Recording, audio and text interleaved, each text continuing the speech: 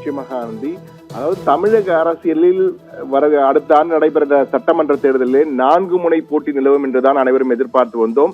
தற்போது இது 3 முனை போட்டியாக மாறுவதற்கு வாய்ப்புகள் அதிகம் இருப்பது போல் தெரிகிறது.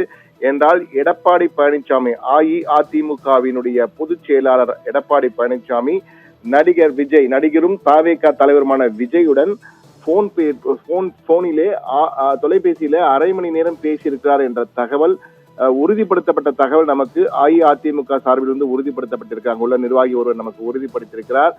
அரை மணி நேரம் பேசியிருக்கிறார்கள். இதிலே கரூர் சம்பவம் தொடர்பாக ஆறுதல் தெரிவித்த அவர், இது தொடர்பாக வருகின்ற எதிரொலை, கரூர் பிரச்சனை எதிரொலை எப்படி எதிர்நோக்க வேண்டும் என்பது குறித்து பல தகவல்களை எடப்பாடி பழனிசாமி பல ஆலோசனைகளை விஜய்க்கு கொடுத்ததாகவும், அதன் பின் இருவரும் கூட்டணி குறித்தும் பேசியிருக்கிறார்கள். ஆனால் கூட்டணி குறித்து ஒரு உறுதியான முடிவு எடுக்கவில்லை என தெரிகிறது. இருப்பினும் இருவரும் பேசியிருக்கிறார்கள். இந்த தொலைபேசி பேச்சுக்கு ஏற்பாடு செய்து கொடுத்தவர் யார் என்றால், மத்தியஸ்தராக இருந்தவர் ஆந்திர முதல்வர், துணை முதலமைச்சரான பவன் கல்யாண் தான் இதை செய்திருக்கிறார். ஜன் கல்யாண் கட்சியுடைய தலைவரான பவன் கல்யாண் தான் இதை செய்திருக்கிறார் என்ற தகவல் நமக்கு உறுதிப்படுத்தப்பட்ட தகவல் கிடைத்திருக்கிறது. ஆனால் அதிகாரப்பூர்வமாக அஇஅதிமுகவோ அல்லது விஜயின் தாவேகாவோ இதை உறுதிப்படுத்தவில்லை அதிகாரப்பூர்வமாக. ஆனால் கிட்டத்தட்ட அங்கிருந்து உள்ளே உள்ள உறுதிப்படுத்தப்பட்ட நிர்வாகிகள் நமக்கு தெரிவித்த தகவலை தான் கூட்டணி குறித்து விஜய் அறிவிக்க போகிறார். ஜனவரி பொங்கலுக்கு பிறகு, பொங்கல் மாதம், பொங்கல் பண்டிகை அன்றோ அல்லது பொங்கலுக்கு அடுத்த நாளோ இந்த அறிவிப்பை விஜய் அறிவிப்பார். யாருடன் கூட்டணி வைக்கப் போகிற தாவேகா என்பது குறித்த அதிகாரப்பூர்வ அறிவிப்பை வெளியிடுவார் என விஜய் தெரிவித்திருக்கிறார் என்ற தகவலை அவர் உறுதிப்படுத்தியிருக்கிறார். அதே போன்று அஇஅதிமுக பொறுத்தமட்டிலே கூட்டணி வைக்க வேண்டும் என்பதிலே உறுதியாக இருக்கிறார்கள். ஆனால் கூட்டணி என்றால் தாவேகாவை பொறுத்தமட்டிலே அவர்கள் அஇஅதிமுகவையும், சமீபத்தில் நடந்த நாமக்கல் கூட்டத்தில் கூட விஜய் அதிமுகவுக்கு எதிராக பாஜகவுடன் கூட்டணி வைத்திருப்பது பொருந்தாத கூட்டணி, இது போன்ற கூட்டணியை நாங்கள் ஒருபோதும் வைக்க மாட்டோம் என கூறியிருந்தார். ஆனால் இப்போது எப்படி வைப்பார் என்ற கேள்வி வரும்போது, பொது எதிரியாக திமுகவை இரு கட்சிகளும் பார்ப்பதாக, அரசியலிலே நிரந்தர நண்பனும் இல்லை எதிரியும் இல்லை என்பார்கள். அதுபோன்று பொது எதிரி திமுகவை வீழ்த்துவதற்காக நாங்கள் ஒன்று சேர்கிறோம், இந்த தேர்தலில் ஒன்று சேர்கிறோம் என்ற வகையிலே ஒரு அரசியல் டைலாக்கை வழக்கம் போல் பேசி நாங்கள் கூட்டணி வைப்பதற்கான வாய்ப்புகள் இருப்பதாக இரண்டு கட்சியின் முக்கிய நிர்வாகிகளும் தெரிவிக்கிறார்கள். ஆனால் அது எந்த ஒரு அதிகாரப்பூர்வ அறிவிப்பாக இருந்தாலும் அது அஇஅதிமுகவின் பொதுச் செயலாளர் மூலமாகவோ அல்லது தாவேகாவின் தலைவர் விஜய் மூலமாகவோ தான் வரும் இந்த கூட்டணி குறித்த அறிவிப்பு என்பது. ஆனால் தொலைபேசியில் எடப்பாடி பழனிசாமி விஜயுடன் பேசினார் என்பது மட்டும் உறுதிப்படுத்தப்பட்ட தகவலாக நமக்கு கிடைத்த தகவல்கள் உறுதி செய்கின்றன. இரு கட்சியின் நிர்வாகிகள் அதை உறுதி செய்கிறார்கள். ஆனால் இருதரப்பு கடந்த 6ஆம் தேதியே இந்த பேச்சுவார்த்தை நடந்திருக்கு. 6ஆம் தேதியே எடப்பாடி பழனிசாமி விஜய்க்கு தொலைபேசியிலே பேசியிருக்கிறார்.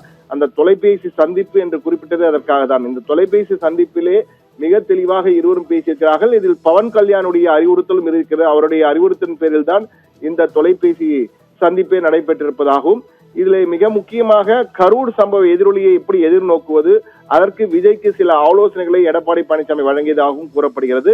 அதே போன்று கூட்டணி குறித்தும் இருவரும் பேசியிருக்கிறார்கள். ஆனால் கூட்டணி குறித்த அறிவிப்பு என்பது தற்சமயத்திற்கு வராது என்று தெரிகிறது. ஆனால் இரு கட்சிகளும் இணைவதற்கான, கூட்டணி வைப்பதற்கான வாய்ப்புகள் என்பது அதிகம் இருப்பதாகவே தற்போதைக்கு தெரிகிறது. ஆனால் அரசியலில் எதுவும் நடக்கலாம் என்பதற்கு நாம் பல சம்பவங்களை, பல நிகழ்வுகளை தமிழக அரசியல் வரலாற்றை பார்த்திருக்கிறோம்.